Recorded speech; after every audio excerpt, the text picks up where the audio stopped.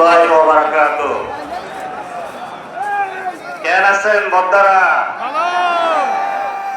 আল্লাহর রহমতে আমরা সবাই ভালো আছি। বিসমিল্লাহির রহমানির রহিম।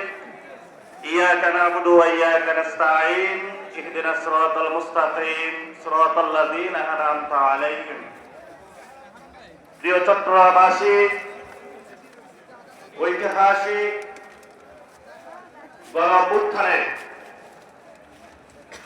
আপনারা যেভাবে এই চট্টগ্রামের অলিগলিতে,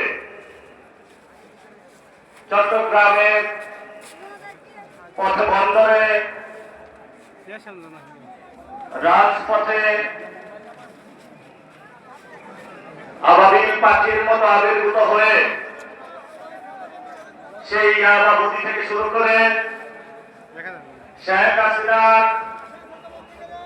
গুন্ডা সন্ত্রাসী মহিউদ্দিন নওফেল তাদেরকে এই চট্টগ্রাম থেকে বিদায় করেছেন।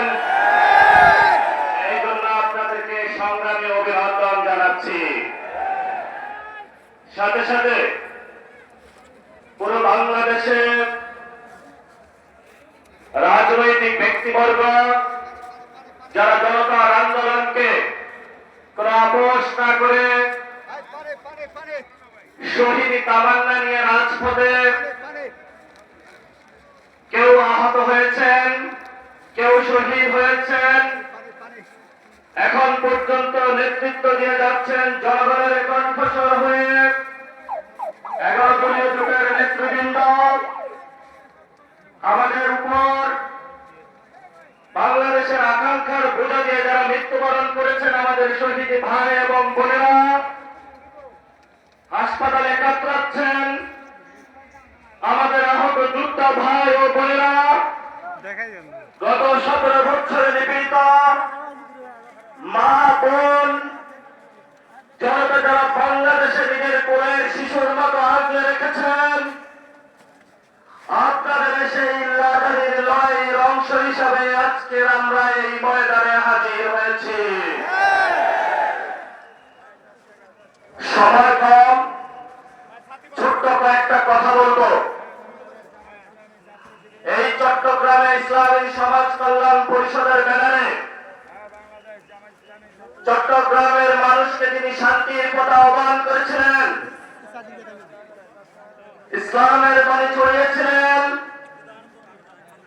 যাকে অন্যায়ভাবে হাসিনা খুনি সরকার আল্লাহর দরবারে শহীদ হিসাবে পাঠানোর ব্যবস্থা করেছেন আমাদের প্রিয় সাইদি সাহেব। উনি একটি বিখ্যাত কথা বলেছিলেন, যেই কথাগুলা চট্টগ্রাম নয় পুরো বাংলাদেশের তরুণ প্রজন্মের কাছে এখনো দিবারাত্রি শানিত হচ্ছে। উনি বলেছিলেন, বরবাদে গুলিস্তা কে লিয়ে এক হি উল্লू काफी है, गुलिस्ता की हर साख में उल्लू बैठा है, फिर अंजाम गुलिस्ता के लिया के क्या होगा।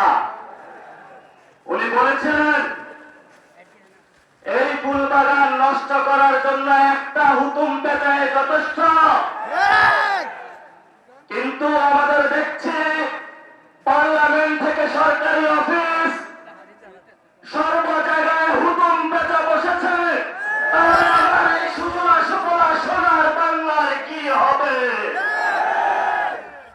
এই হুতুম পেঁচারা কখনো আবির্ভূত হয় আমাদের সংবিধানের দোহাই দিয়ে, কেউ আবির্ভূত হয় চাঁদাবাজের মোড়ক নিয়ে, কেউ আবির্ভূত হয় সন্ত্রাসীর মোড়ক নিয়ে, কেউ আবির্ভূত হয় দখলবাজের মোড়ক নিয়ে, কেউ আবার এই মা বাপের সিম্প্যাথির কার্ড খেলে বাংলাদেশের মানুষের সামনে আবির্ভূত হয়েছে। শেখ মুজিবের কন্যা শেখ হাসিনা বাংলাদেশের জনগণের বিরুদ্ধে দাঁড়িয়ে সিম্প্যাথির রাজনীতি করেছিল ভারতীয় বয়ানে।